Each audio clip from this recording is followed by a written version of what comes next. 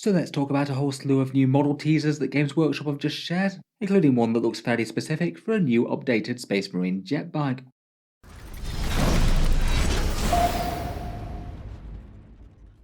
Hello and welcome back to Auspex Tactics, where today we're talking about Games Workshop's latest teaser trailer. This does seem to be a bit of an end-of-year tradition for them, show off a whole bunch of models that are going to be coming sometime in the next year, but do so in a way that we only get to see silhouettes of the miniatures, so we're kind of left guessing a bit as to the exact nature of the models that are going to be coming. Last year I seem to remember that we got bits of the Night Abominant plus the Parasite and Mortrex. They often tend to be miniatures that are coming in the first half of the next year as opposed to the latter. Let's go through the teasers and see what we've got. First up, in the image on the top right, it looks like we've got a new version of the Space Marine Scimitar Jetbike. Jetbikes were at least in relatively common use in the Space Marine legions in the Horus Heresy, though for the most part they're pretty much extinct in Imperial technology currently. There's only a few Imperial examples existing within current Warhammer 40k, such as the Custodian's Dawn Eagle Jetbikes or Samael's Corvex. I feel like this one on the top right can always be nothing but an updated scimitar. You can pretty plainly see the front-mounted heavy bolter. They have that big engine-type compartment with the multiple different ridged bits. Though the rider does look like they've been updated a bit, this one's got a melee weapon. I'm not sure if they were the case from the original Forge World kit. I guess it's not impossible that it could be a character of some sort, but I'd guess from the look of it that it looks more like an updated squad version jet bike. Maybe this is the sergeant and they're accompanied by another couple of bikers.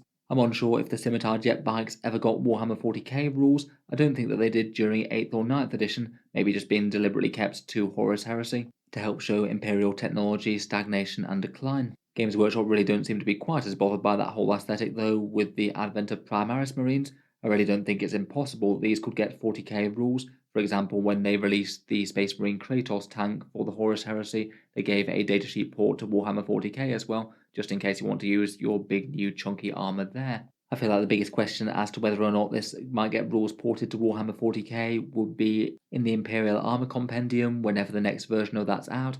I'd guess that they might most likely update it sometime early in 10th edition that would fit the pattern for 8th and 9th. It is really going to be interesting to see just how much of the Horus Heresy goodies the Space Marines of 40k are going to be putting on the field. If they did come out with a plastic kit for this, I feel like quite a lot of people would want a 40k datasheet for these, even if it didn't happen to be top tier cutting edge tournament successful or something. I feel that perhaps making the rider look a little bit more dynamic is probably the right choice for these. The initial model maybe looks okay, but not enormously dynamic. I feel like it is a Forge World kit that they can both update fairly faithfully and also make look actually a little bit better. Otherwise though, besides that, there were 4 other model reveals, some of which are a little bit less specific, but another one that's pretty much barn door obvious is the Cerberus Tank. It looks like it's another bit of big Adeptus Astartes relic armor, making the transition from Forge World resin to shiny plastic. Really not hard to identify this one. The tracks and silhouette are basically the same as the Spartan and the Typhon that we've already seen recently, and as they rotate the main gun in the preview video, you can see that it basically matches the nozzle of the great big neutron laser that the Cerberus tank mounts. Kind of interesting that they're being quite so completionist about the regeneration of the Forge World big armor. I suppose though, if they have regenerated both the Spartan and the Typhon, it's not really the hardest decision in the world to update the Cerberus as well. I think the only difference that they'd have to do between the Cerberus and the Typhon is literally just to swap out the main armament for it, so you just have a different sprue in the kit for the big main gun. The Cerberus tank does already have current Warhammer 40k rules. It's not particularly effective to be honest, much the same as most big super heavies from Forge World. It's a 370 point Lord of War for the Adeptus Astartes that can take some sponsons if you want to. It's got a similar profile to the Spartan, and the main gun is that neutron laser, heavy 4, strength 14, AP 4, damage 2d3, or flat damage 6 if it remains stationary. The profile might have been impressive enough towards the start of 8th edition, but with all the rampant damage stat increases across 9th, then things like damage d3 plus 3 are really quite common. On a gun of this magnitude on a Lord of War, you probably expect a little bit more damage for that. You don't really want to be comparing this to something like an Imperial Guard Shadow Sword, which only costs a little bit more. Damage 12 and an average of more shots kind of speaks for itself. Overall though, the thing basically feels like a Vindicator laser destroyer but bigger. Makes me wonder when we'll actually get the updated version of the Vindicator. I'm sure that'll be in the pipelines, but we don't know when.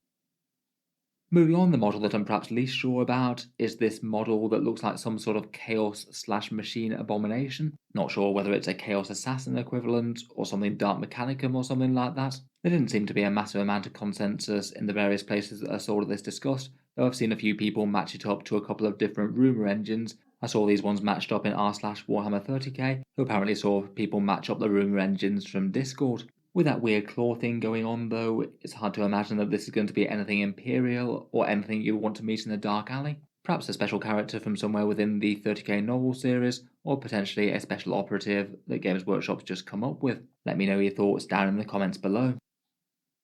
Otherwise, there's some sort of HQ choice with a great big staff. Again, there doesn't look like there's enormous consensus as to what exactly this is. Just superficially, it looks something kind of equivalent to either a sorcerer or a chaplain type equivalent, but for Warhammer 30k. I guess potentially it could be a generic kit representing an Esoterist, kind of the equivalent of a Space Marine librarian that popped up towards the latter stages of the Heresy, when some people were using their psychic powers despite the Imperial decree against doing so.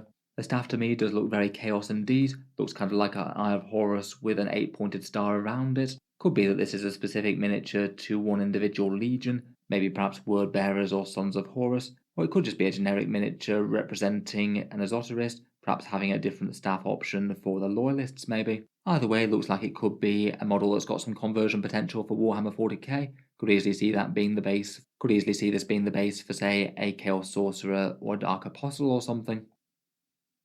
Finally, we've got some manner of Space Marine sniper model, and in multiple places I've seen this potentially rumoured to be an Alpha Legion Exodus, a feared and very shadowy assassin that's very little is known about, oddly fitting in with the Alpha Legion itself I suppose, wielding some sort of special sniper rifle called the Instrument, and sounding like they're capable of putting down rebellions and things by the death of a key leader, much in the same way as the Vindicare Temple operates. Looks like he's cloaked with an absolutely enormous sniper rifle, standing on the mandatory tactical rock, and I must admit the helm for him does look like it would fit with Alpha Legion. I could easily see that fitting in with their aesthetic. Seems like a really cool lore model to realise in game. I believe that he does have some 30k rules in one of the rule books, which is perhaps why people are thinking this more than others. And to be honest, it would be really cool to have this sort of thing to flesh out the Alpha Legion a little bit in Warhammer 40k. It'd actually help differentiate their playstyle a fair bit just from generic Chaos Space Marines who like to chop things up with Possessed and things.